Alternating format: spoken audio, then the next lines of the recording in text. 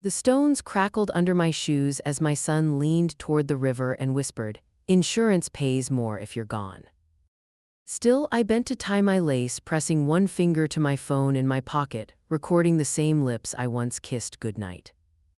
As the wind carried his voice back, the river's smell turned metallic, like blood hiding beneath moving water. While he laughed with the woman coaching him, I replayed every scraped knee I cleaned, every bill I paid, every lie I forgave. The same boy who once clung to my coat now counted what I was worth dead, not alive.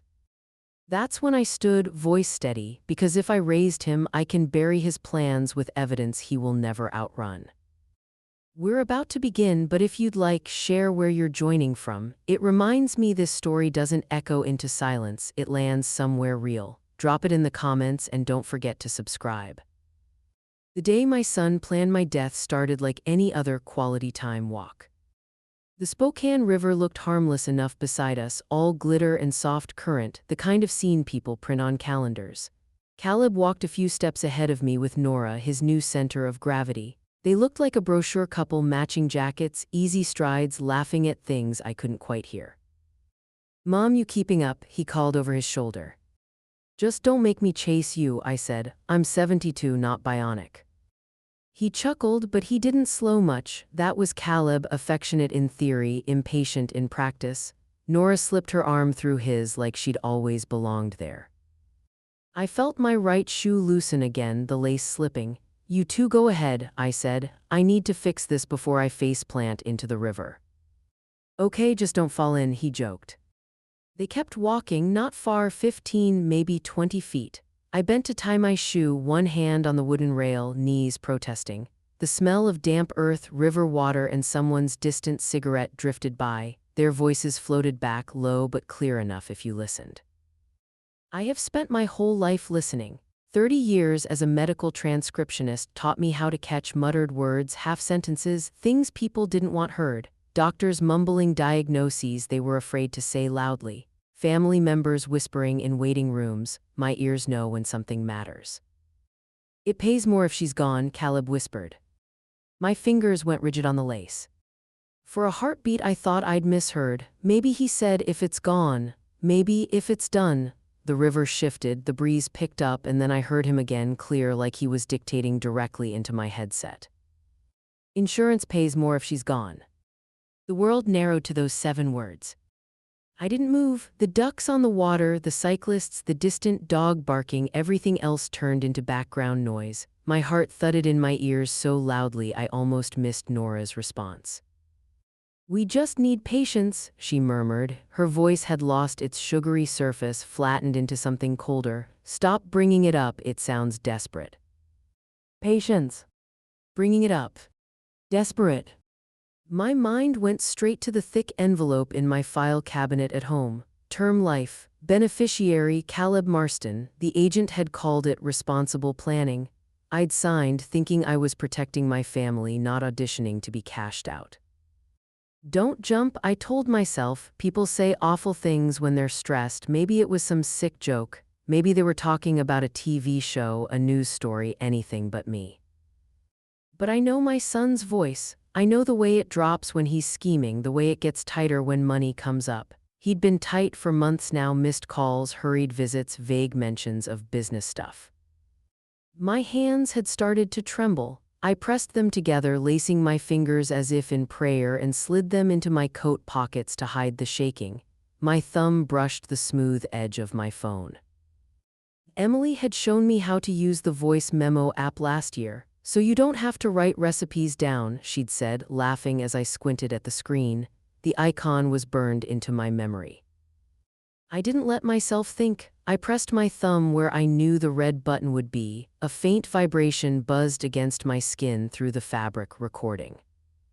Ahead of me, Caleb kept talking, his words low and fast. I couldn't make them out yet, but the rhythm was wrong. It was the rhythm of a man building a case in his own head.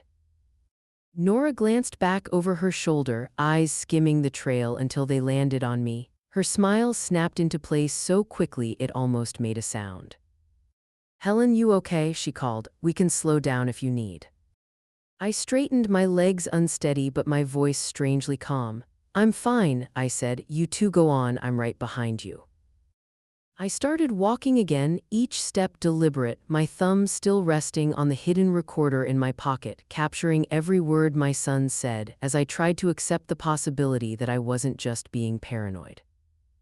I might be recording evidence that my only child was worth more money to himself if I stopped breathing. The house feels different when you come home with a question you're afraid to answer. I drop my keys in the ceramic bowl by the door and the sharp clink makes me flinch. The walk from the river to my car, from the car to the front steps, is a blur, just enough muscle memory to get my body home while my mind stays back on that trail. In the kitchen, I move on autopilot. Kettle, water, stove, my hands know the routine even if my head doesn't. The overhead light is too bright, every scratch on the table, every crumb on the counter looks harsher than it did this morning. My phone is still in my coat pocket, heavy as a brick. I sit down before I take it out because I have a feeling I might not stay upright once I hit play.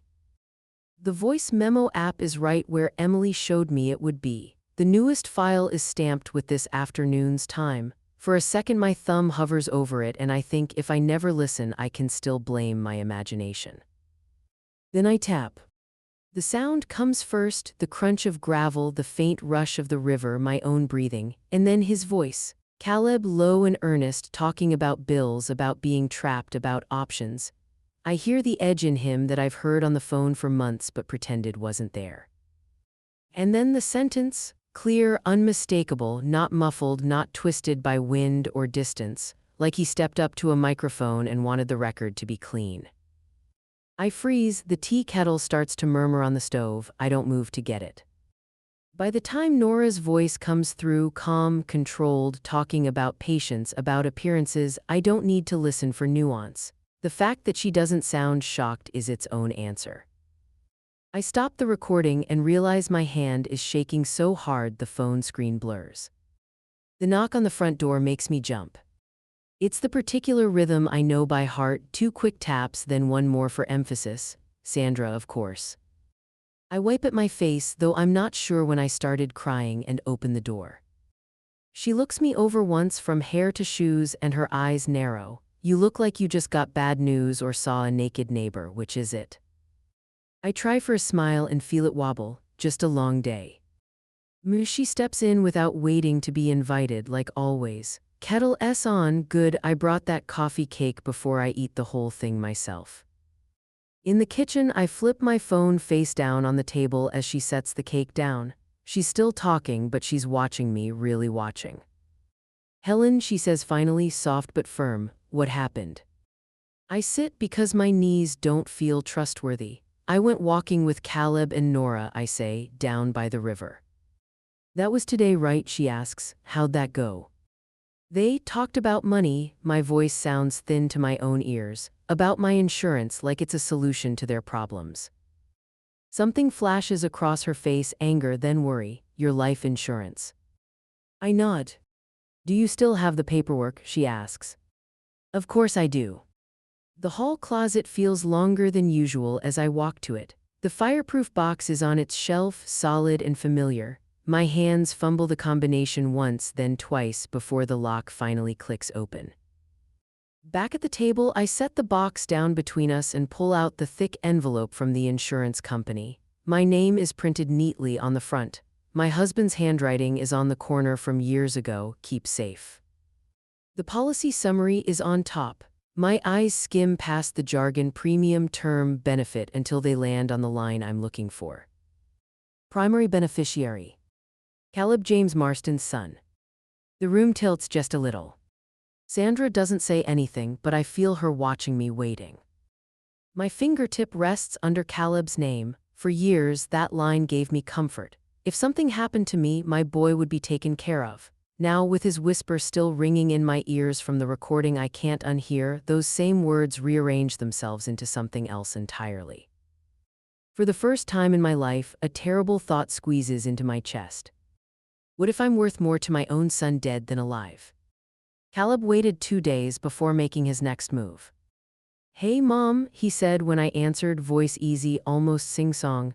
Thought I'd steal you for brunch this weekend, just us, talk a little finances, get things organized, adult stuff. 2 days ago, that might have sounded loving. Now it sounded like a follow-up appointment.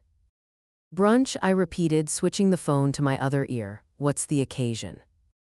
No occasion, he said too quickly. I've just been thinking about you. With everything so expensive now, it's smart to make sure you're covered. Insurance, accounts, all that. There it was, insurance like a stone dropping in a pond. Sunday's fine, I said, text me where. He picked a trendy brunch place downtown, plants, concrete floors, big windows, the kind of place where everyone looks like they have a podcast. I parked a block away and sat in my car an extra minute, phone in my hand. I opened the voice memo app, stared at the red circle, then hit record and dropped the phone into my handbag, mic facing up. The little vibration through the leather felt like a promise. Inside, Caleb was already at a table. He stood when he saw me, pulling me into a hug that was just a shade too tight, too performative. Hey, there she is, he said. You look great. You look tired, I replied, and he did, eyes shadowed, jaw clenched. We sat, he barely glanced at the menu before leaning in. So I've been thinking about what you said, he started. I hadn't said anything, but I let him talk. About not wanting to leave a mess, he went on. Have you checked what your life insurance is at lately, like the actual number? Why, I asked. He gave a small, self-deprecating laugh. Because you love me and want to make sure I don't drown in paperwork when you're gone. I held his gaze. I don't plan on going anywhere soon. Sure, he said quickly. I just mean you're in your 70s now, you've had some health stuff. Blood pressure, your knees, that dizzy thing last winter, it's just reality. We should make sure everything's optimized. Optimized like I was an investment account. Before I could answer, a familiar perfume hit my nose. Floral, expensive, a little too sweet. Sorry I'm late, Nora said, sliding into the seat beside him. The parking here is insane. I blinked. I didn't know you were joining us. I told her to come, Caleb said, not sounding sorry at all. She's good with money, thought she could help us think through things. Nora gave me a bright, careful smile. We just want you secure, she said, and it's easier to handle this stuff while you're still sharp before anything happens suddenly. Still sharp before anything happens. I took a sip of water so I wouldn't say what I was thinking. The glass clicked softly on the table. The recorder in my bag would catch that too. So, Caleb said, pushing forward, ballpark, what's your policy worth now? $500,000 more, and I'm still the one listed to handle everything, right? He tried to make it sound like a joke. He didn't quite get there. I know what it is, I said evenly, and my documents are in order. He shifted in his chair. Well, maybe we should look at them together. After brunch, we could swing by your place, log in, check all your beneficiaries, make sure we're all on the same page. We are Paige.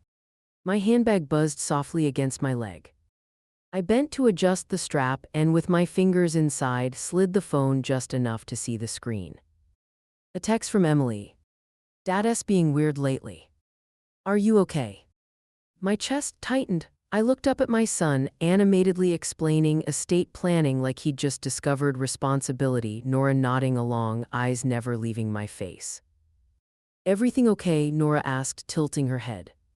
I locked the phone and let it disappear back into the dark of my bag, where it kept quietly recording. Yes, I said, folding my hands so they wouldn't shake. Everything's fine. But as Caleb launched into another question about what would happen when the time comes, a new thought settled in, colder than the rest. He thought this was a casual brunch. He had no idea I'd just walked in with proof, and that this would be the last time he talked about my death without consequences. I called Sandra before I could talk myself out of it. Can you come over? I said. Use the back door, don't knock. That was all. She went quiet for half a second, then said, on my way, and hung up. I set my phone and the fireproof box on the kitchen table and just stared at them. One held my past, marriage certificate, will, policy. The other held my present, my son's voice, captured exactly as he'd said the words I couldn't unhear. The back door creaked. It's me, Sandra called softly. She took one look at my face and didn't bother with a joke. She sat down opposite me, cardigan half-buttoned, hair still damp. "All right," she said, "start from the part where your hands shake." So I did. This time I didn't spare the details. I told her about the whisper on the trail, about Nora's patience, about brunch and the way Caleb kept saying when you're gone like you'd say when you retire. I told her about the policy amount, his name printed neatly as primary. "And you recorded it?" she asked. Wordlessly, I opened the app and pressed play. We listened to the river first, her jaw clenched at "pays more if she's gone." By the time Nora's voice glided in, Sandra's fingers were digging crescents into her own coffee mug. "Again," she said when it ended. We listened to brunch, Caleb's questions about numbers, his casual inventory of my health stuff, Nora's gentle nudge about doing this while I'm still sharp. When it finished, I stopped the recording and waited. Sandra leaned back slowly, eyes on the table. When she met my gaze, they were very clear. "This isn't you being paranoid," she said. "This is your son circling you like a vulture with a calculator." "It's Caleb," I whispered, as if saying his name might change what we'd heard. "It's a man who happens to be your son," she corrected, "and he's desperate. That's when people do things you see on Dateline." She took a breath. "You need a lawyer, not tomorrow in theory, not sometime. Now." The idea made my stomach twist, a lawyer against my own. "Not against him," she cut in, "for you, to make it legally impossible for him to turn you into a walking check." She was already scrolling through her phone. "My cousin Linda, the one whose boy drained her accounts, she used an elder law guy out in the valley, swears he saved her house." She squinted at the screen. "Here, David Rourke, elder financial something, I have his number." She slid the phone to me, the number already pulled up. "You call, I'll sit right here." My finger hovered over the green button. My heart pounded so loud I was sure she could hear it. Then I pressed. The receptionist sounded brisk but kind. "What can we help you with, Ms. Marston?" "My adult son," I swallowed. "My adult son has been talking about my life insurance like it would solve his debt if I died, and I have recordings." There was a tiny beat of silence. When she spoke again, her tone had changed. "We can see you tomorrow at 10 a.m., she said. "Will that work?" "Yes," I whispered, "it will." David's office was smaller than I expected. Bookshelves, a tidy desk, a framed print of the Spokane River that almost made me laugh. He stood when I walked in, shook my hand firmly. "Ms. Marston," he said, "tell me what's going on." I set my handbag on the floor where I could reach it. "My son's talking like I'm worth more to him dead," I said, "and he doesn't know I've been recording him." I went through it again, this time slower. The walk, the whisper, brunch, the questions. As I talked, his face shifted from neutral to focused, the way doctors used to look when I typed new onset in a chart. "You mentioned recordings," he said. "May I listen?" I slid the phone to him. He pressed play and my son's voice filled the room. I watched David instead of the waveform. His jaw ticked at "pays more if she's gone." His mouth flattened at Nora's "we just need patience." By the time brunch played and Caleb asked if $500,000 more, his expression had gone very still. He stopped the file and set the phone down carefully. "This is more than manipulation," he said. Cold crept up my spine. "What does that mean exactly?" "It means your son is not just trying to guilt you into helping with bills," David said. "He's openly weighing your death as a financial solution and discussing timing and appearances. Legally, that's a giant red flag. Our job is to make you a very bad target." "A bad target," I repeated. He nodded. "We remove any authority he has, medical, financial. We change your beneficiaries. We document everything. If he pushes, we'll be ready." I thought of Emily, of Caleb's name on my policy, of the river. "Can I still protect my granddaughter?" I asked, without him touching a cent. "Yes," he said, "we can structure that." My hand stopped shaking. "Then let's start," I said. David gave a small, approving nod. "All right, but you need to understand, once we file these changes, he's going to feel the ground shift." He picked up his pen, ready to begin, while I sat there with one new, terrifying certainty. The moment Caleb realized what I'd done was going to be the most dangerous moment of my life. I always thought taking your power back would feel dramatic. In reality, it felt like fluorescent lights, dry air, and David sliding papers across his desk while my hand cramped from signing my own name. "This one revokes Caleb's financial power of attorney," he said calmly. "Once you sign, he no longer has legal authority to act on your behalf with banks or creditors." I remembered the day I'd first signed it, Caleb at my kitchen table talking about just in case, about being a responsible son, back when I still believed that was what he wanted to be. I picked up the pen. My signature looked smaller than usual, but it was there. David stamped it, crisp and final. "Next," he said, "medical releases. Anywhere he's listed as someone who can access your records or make decisions if you're incapacitated, we're revoking that in writing." He'd already drafted the letters. All I had to do was sign, to my doctor, to the hospital system, to the cardiology clinic. "With these on file," he said, "no one gives him information or authority just because he calls and says he's your son." It hurt more than I expected, cutting him out like that. It also felt clean. We moved to the thickest folder, my life insurance. "Right now, Caleb gets everything," David said. "We're changing that to a trust for Emily." He laid the form next to the policy summary. Where Caleb's name used to be, there was a B. Blank line. "You'll be the trust's creator," he explained. "Emily, its beneficiary. Caleb will have no automatic right to the money. We'll also exclude him from serving as trustee." "Can he challenge it?" I asked. "He can try," David said. "Between your age, his debt, and these recordings, it won't look good for him." I thought of Emily's text, "Dad's being weird, are you okay?" "Put it in her name," I said, "and make sure he can't touch a cent." I signed, he countersigned. The stack of completed documents grew, my life quietly rearranging itself into a shape that didn't leave me dangling over a financial cliff my son could push me off. At the end, his paralegal walked me through changing my online banking. New passwords, two-factor authentication, alerts for any large withdrawals. "Sorry for the extra hassle," she said. "I like hassle," I replied. "Hassle slows people down."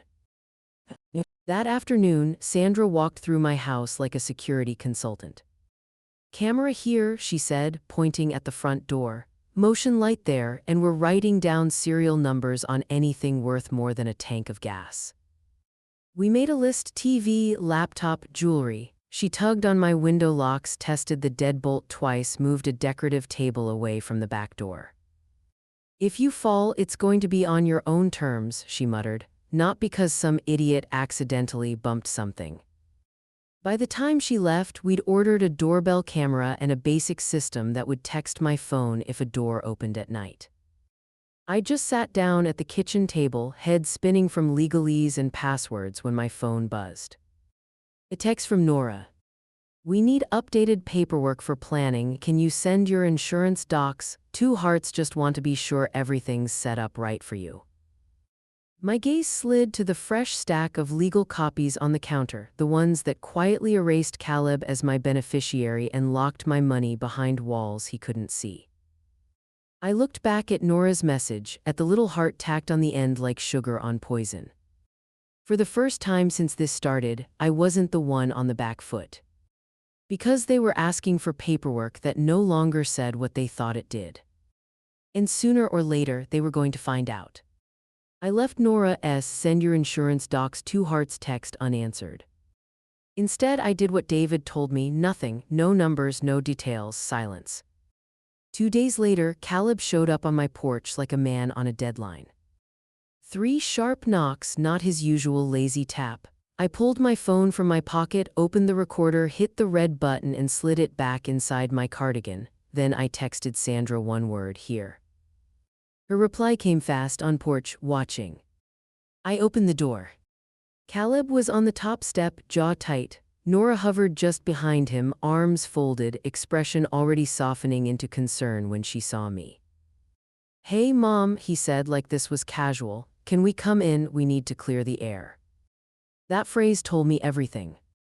In the living room, he took the chair across from me, Nora perched on the edge of the couch, bag in her lap. Through the front window, I could see Sandra pretending to fuss with her flower pots, eyes lifted just enough to keep us in her line of sight. So I said, clear the air about what? Caleb exhaled theatrically. About the other day, the trail brunch. I feel like you misunderstood me. Did I? He pushed on. I was stressed. I said some dark humor stuff about insurance. It was a joke that landed wrong. I'd never actually want anything to happen to you. You know that, right? Nora jumped in, eyes shining. We felt horrible, she said. We love you. We were talking about it later, just sick that you might have thought we were serious.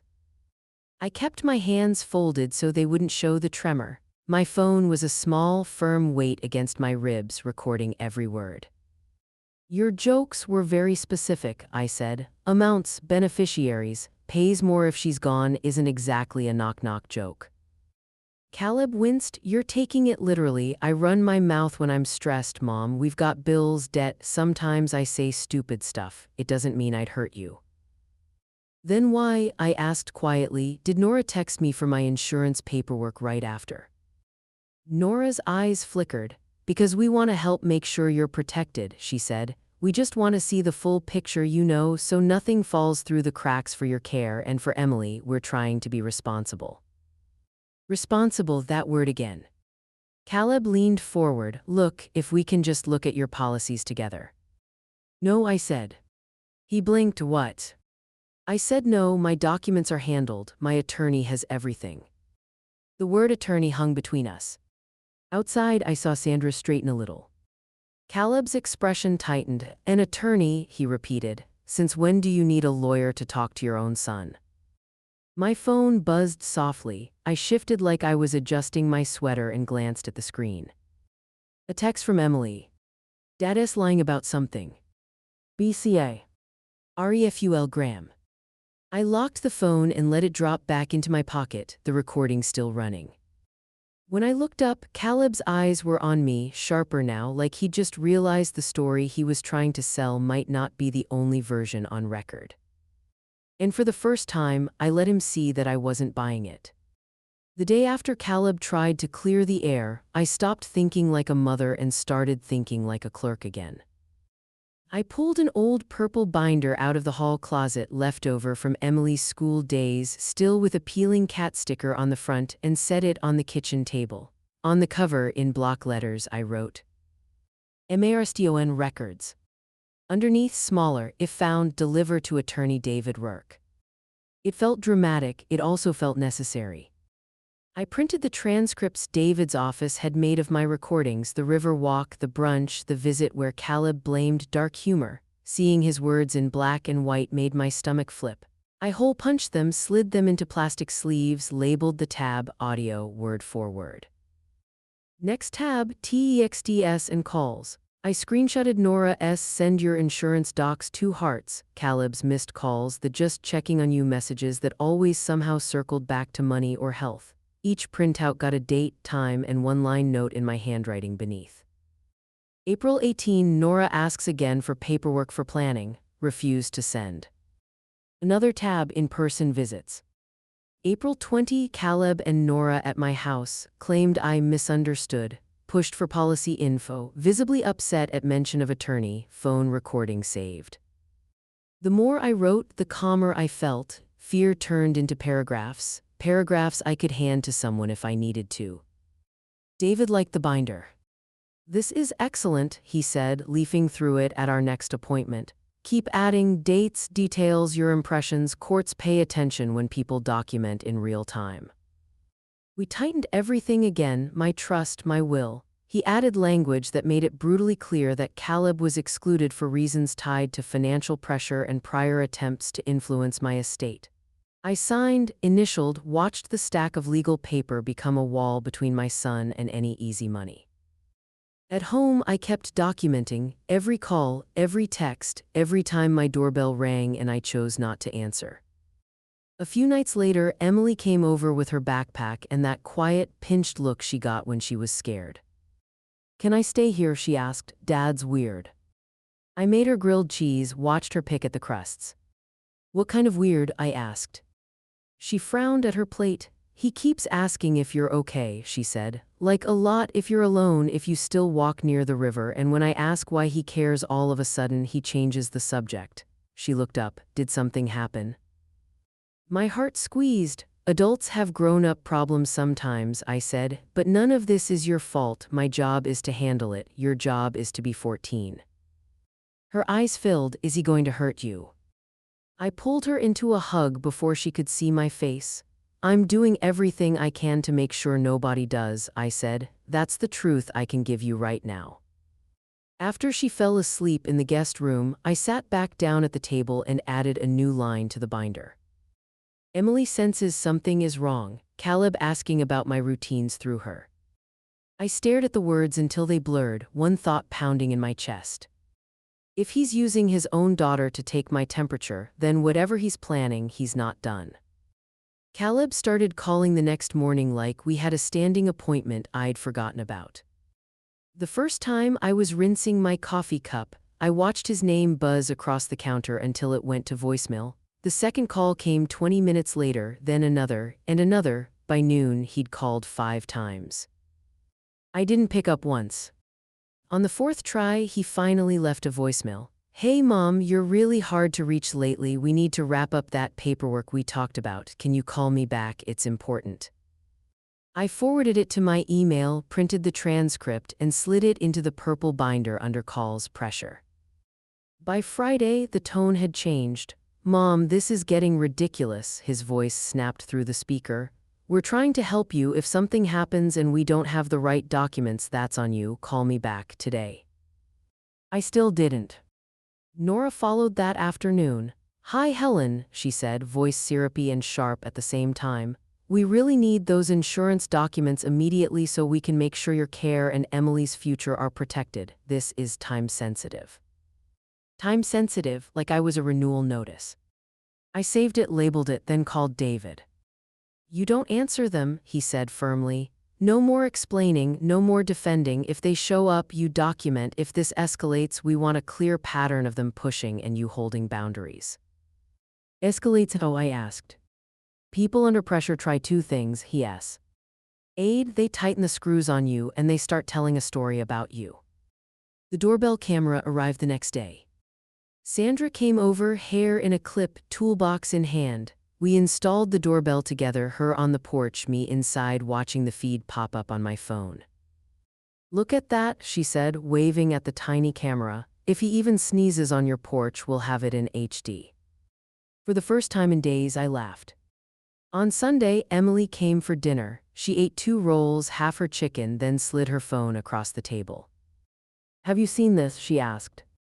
It was Caleb's public post. Trying to care for an aging parent who refuses help is the hardest thing I've ever done. Please be kind to people dealing with elder care stress. You have no idea what happens behind closed doors. Broken heart. Dozens of comments, people suggesting guardianship, adult protective services, saying sometimes they need decisions made for them. Emily's voice was small. They're talking about you, aren't they? I took a screenshot, feeling my pulse in my throat. Because Caleb wasn't just planning for my money anymore. He was laying the groundwork for a world where, when he finally made his move, everyone would already believe I was the crazy one. The knock came in the middle of Judge Judy, but my phone buzzed before I heard it. Person detected, front door.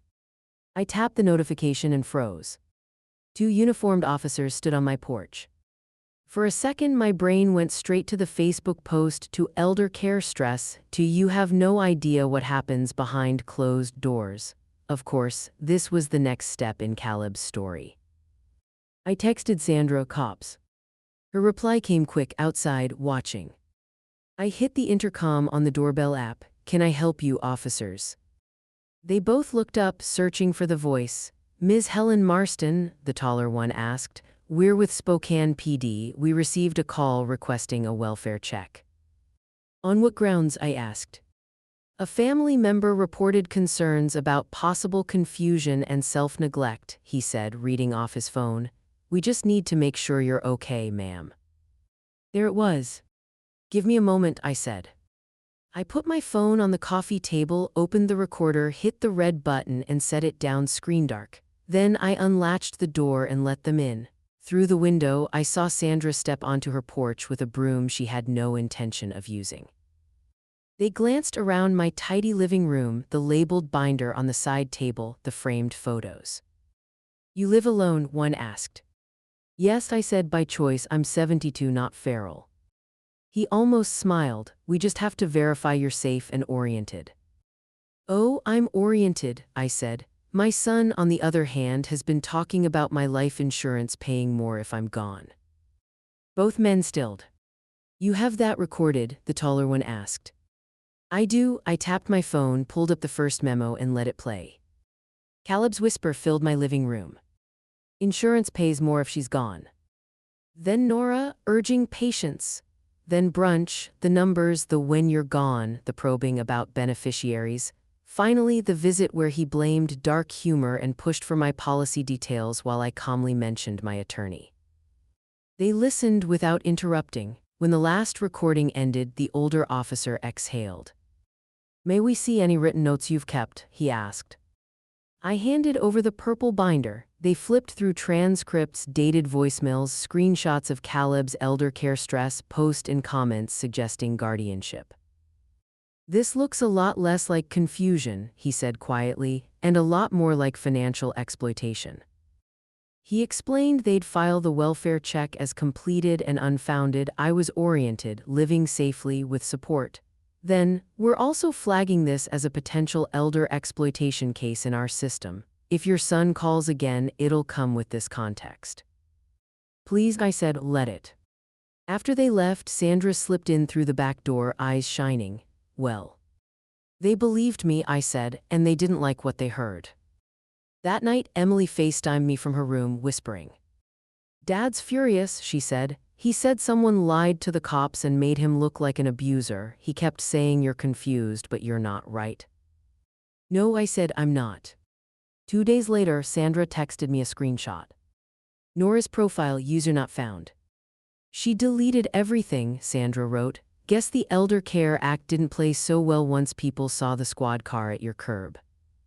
I stared at the blank screen, feeling something new settle in my chest. They'd called the police expecting a confused old woman and a clean narrative. Instead, they'd handed me exactly what I needed. A report number, officers who'd heard every word, and the first official crack in the story my son was trying to build about me. Caleb showed up on a Wednesday, mad enough to forget how cameras work. I was halfway through a crossword when my phone buzzed. "Person detected, front door." I opened the live view and there he was, too close to the lens, jaw set. He hit the door so hard the sound echoed down the hall a second later. "Mom, open the door, we need to talk." I didn't move. I texted Sandra, "He's here." Her reply came fast, "I see him, stay inside." I opened my recorder, hit the red button, set the phone on the coffee table, screen dark. Then I tapped the little microphone icon on the doorbell app. "I'm not opening the door, Caleb," I said. My voice came out of the speaker beside his head. He actually jumped. "Mo. It's me," he said like I was confused. "Your son." "I know who you are," I said. "You can say what you need from there." He tried unreasonable first. "This has gotten way out of hand. You called the cops on me. You've got some lawyer filling your head. We just need to sit down, undo whatever papers you signed, and get back on the same page." "My documents are exactly how I want them," I said. "I'm not opening the door."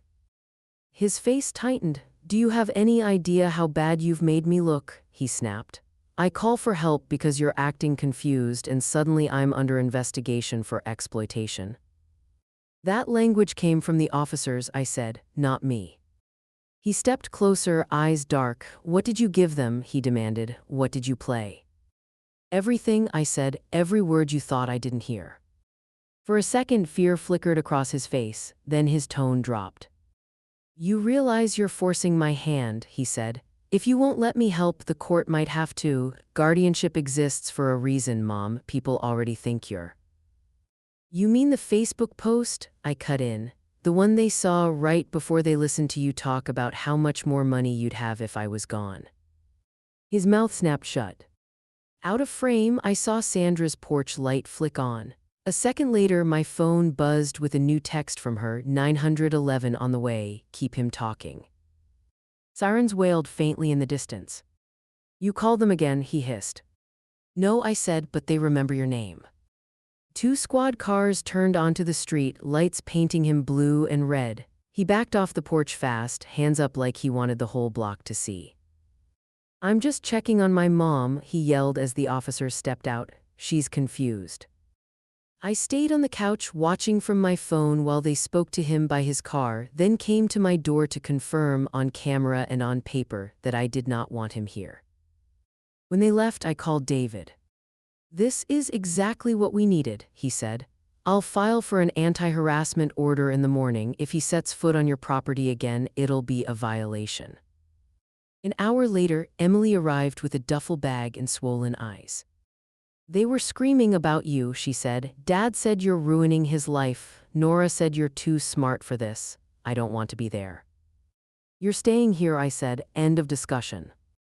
After she fell asleep in the guest room, I replayed the footage, my son pounding on my door, my voice through the speaker, the flash of police lights. My phone buzzed again, an unknown number this time. Ms. Marston, this is Detective Morales with Spokane PD. I've been assigned to review a possible elder exploitation case involving your son. I'd like to meet with you and your attorney. Detective Morales leaving David's office felt like a door quietly closing behind me. This is when we lock everything down, David said, turning a fresh stack of papers toward me. Not just for you, for Emily. I adjusted my glasses. I thought we already did. We built the frame, he said. Now we pour the concrete. The trust sat on top, my name, Emily's, lines and lines of language I forced myself to read, not skim. This time it was all there in plain black and white.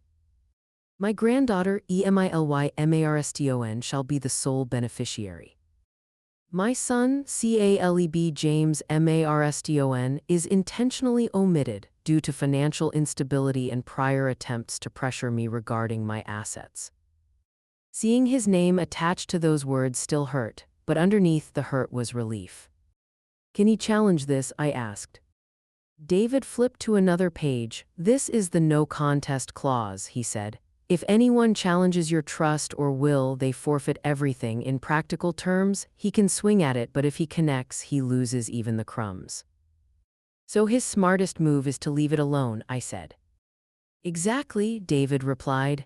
And remember, this sits next to a police report, a detective's notes, and your recordings. If he wants to walk into court, he'll be walking into all of that too.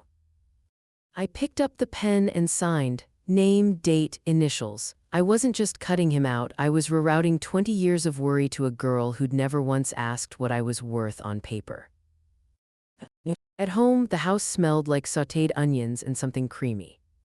Sandra was at my stove, wooden spoon in hand. Estate done, she asked without turning around.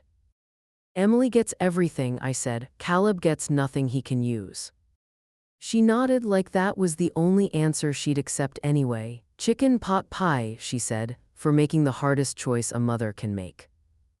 We ate at the table, and for a little while it was just two old friends talking about TV and bad knees. Halfway through, she said, you should write it down for her, not the legal stuff, the why, so when people start rewriting history, your voice is louder. After she left, I took out a yellow pad and wrote at the top, for Emily when you're older. I told her what I'd done, why I'd done it, that loving her F. Other didn't mean trusting him with the power to erase me. By the time I finished, my hand ached and my eyes burned. I sealed it in an envelope and clipped it into the front of the binder. If I died before I could explain, my reasons would be waiting. Emily came over with her sketchbook on Saturday.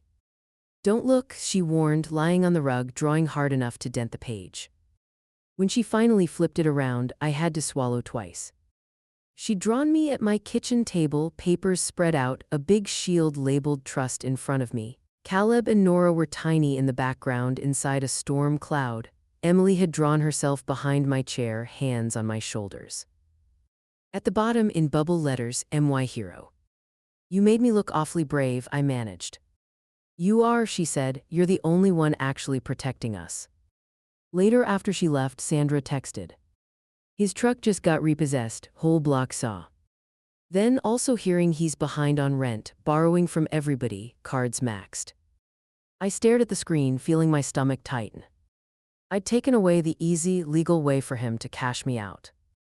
And a man already desperate enough to whisper about my death for money was about to learn in real time that his golden ticket was gone. The next crack didn't come from my cameras or my binder. It came from Caleb dialing the wrong number at the wrong time. I was steeping tea when my cell lit up with an unknown number from my insurance company's area code. I almost let it ring out, then answered. "Ms. Marston, this is Carla from Horizon Life," a woman said. "We're calling to verify a request. Did you contact us today to ask about your policy's current benefit and cash-out options?" "No," I said, "I didn't." She went quiet for a beat, typing. "All right. Earlier this afternoon, a male caller identified himself as your son and attempted to answer your security questions. He asked for beneficiary details and whether there was any way to accelerate the payout."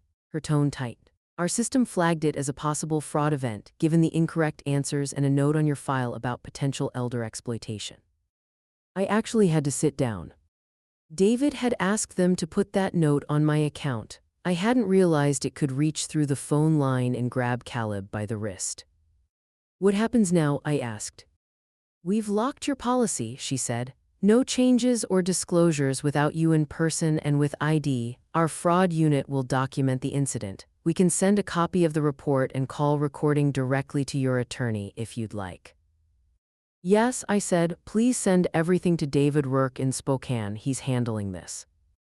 When we hung up, my tea was cold and my fear felt different, sharper, focused. I called David immediately. "This is exactly the kind of proof we needed," he said. "He falsely identified himself, tried to pry into benefit amounts and cash options, and got flagged against an exploitation warning. That's intent, Helen. We'll fold that report into the detective's file." It hit me then. I wasn't just dodging my son anymore. I was building a record that could stand without me. That night, Emily worked on algebra at my table, chewing her lip. "Graham," she said, "if Dad gets in trouble for this, is he going to be okay?" I sat beside her. "Your dad is responsible for what he's doing," I said. "My job is to keep you safe and to tell the truth. Whatever happens after that is his to live with." She looked down. "I don't want him to go to jail," she whispered. "I just don't want him to hurt you." "I know," I said, "but I won't let his lies be the story that defines us. Not for the police, not for you." Over the next few days, Nora vanished. No texts. Her social profiles went dead. A neighbor spotted her rushing through the grocery store in sunglasses, head down. "She's jumping ship," Sandra texted. "Rats know when the floor's getting hot." I was loading the dishwasher that evening when another unknown number buzzed my phone. "Helen, it's Nora," the text read. "You probably hate me, but I need to talk. It's about Caleb. He's not just talking anymore." The text from Nora was short, but it felt like a flare in the dark. "He's not just talking anymore." I screenshotted it, dropped it into the binder, then forwarded it to David and Detective Morales. Morales replied first. "Can you come in tomorrow with your attorney? Bring your phone and binder." The next day, I sat in a small interview room at the station metal table, humming fluorescent light, camera in the corner. David sat on my right. My purple binder and phone were on the table like exhibits. "We're going to walk through this in order," Morales said. A woman beside him introduced herself as Detective Shaw from Financial Crimes. "You narrate, we listen." I opened the first memo and hit play. The river came out of the phone in tinny sound, the crunch of gravel, the rush of water, and then Caleb's whisper. "Insurance pays more if she's gone." Even having heard it a dozen times, it still made my stomach knot. "That was by the Spokane River," I said, April 10th. We went from there to brunch, $500,000 more, his inventory of my health stuff, the casual "when you're gone," then the visit where he called it dark humor and still tried to get my policy details, the doorbell argument, the welfare check. Finally, the call from Horizon Life, the fraud flag when he tried to access my benefits and asked about accelerating payout. By the end, my own voice sounded far away. Shaw closed her folder. "This isn't venting," she said. "This is planning. Financial pressure, clear expectation of gain from your death, attempts to access information and control the narrative around your capacity." Morales nodded slowly. Ms. Marston, based on what we've heard, we're opening a formal investigation into your son for attempted financial exploitation, coercion, and possible insurance fraud. Quietly for now, but he's on our radar. I felt something settle in my chest. Fear was still there, but it had company now, anger and a strange, clean resolve. Telling Emily was harder than telling the detectives. We sat at my kitchen table, no TV, no homework between us. I need to explain what's happening with your dad, I said, and then I did, softened around the edges but honest. The insurance, the pressure, the lies to the police, the investigation.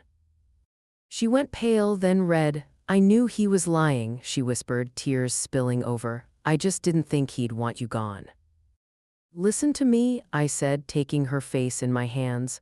I don't hate him, I hate his choices, and I will not let those choices define you. You are my family, not his debt, not his schemes, you. She broke then, sobbing into my shoulder, relief and grief tangled together. When people at school say stuff, when he tells everyone you're crazy, she hiccuped, what do I do? You tell the truth, I said, and one day when you're ready you'll have all of this, recordings, letters, reports, not just his story. My phone buzzed on the table. A text from Morales. We've moved Caleb's case to active status. I'll explain more soon. For now, do not be alone with him under any circumstances. Peace didn't show up as fireworks, it showed up as a second toothbrush in my bathroom. After Morales' text about Caleb's case going active, life could have turned into nothing but waiting for the other shoe to drop. Instead, it turned into eggs and algebra and Sandra yelling at my TV. Emily started staying with me more officially because my house was closer to school and less annoying. Unofficially because we both slept better under the same roof. Our mornings became a quiet ritual. I'd make coffee, she'd make hot chocolate. She'd sit at the table with bedhead and one sock, backpack by the door. Today's going to be good, I'd say. Goodish, she'd answer, but like in a survivable way. Sandra took it as her personal mission to keep the house fed and loud. Family dinner, she'd declare, barging in with lasagna or a vat of chili. You two bring trauma, I'll bring carbs. We talked about everything and nothing, Emily's art teacher, a neighbor's new dog, Sandra's feud with the HOA. Some nights the laughter came easy, other nights it came out shaky. But it came. David called one afternoon while Sandra and Emily argued about pineapple on pizza. Helen, he said, I'm happy to give you boring news, everything's finalized. The trust is fully funded, your will is locked, your accounts are shielded. Between the police report, the insurance fraud flag, and the anti-harassment order, Caleb has no legal path to your money that doesn't blow up in his face. I leaned against the wall, eyes closed, so even if something happens to me. He still can't touch it, David said. Emily is protected, you did it. That night, after Emily's therapy appointment, she slid into my car with puffy eyes and a new kind of clarity.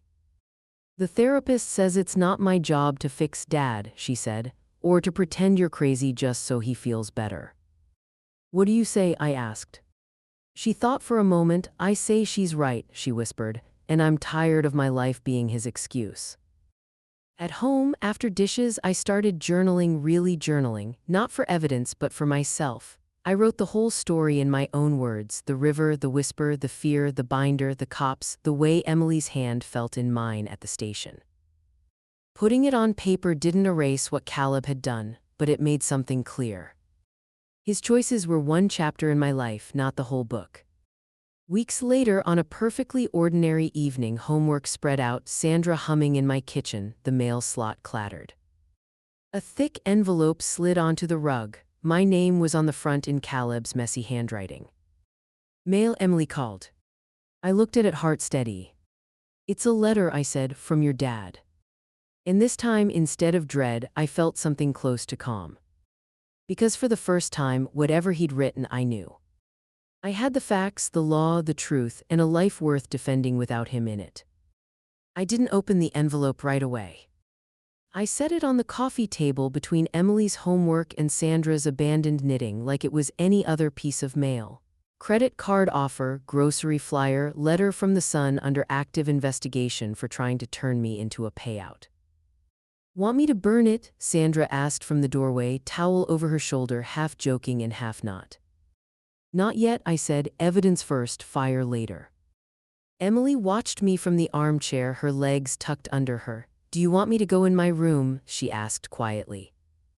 No, I said. If I thought you needed to be protected from his words, I'd take it straight to the shredder, but I'm going to read this once, then I'm going to answer it, and you're old enough to see how that works. I picked up the envelope. The paper was thick, like the kind they use for wedding invitations, as if good stationery could dress up bad intentions.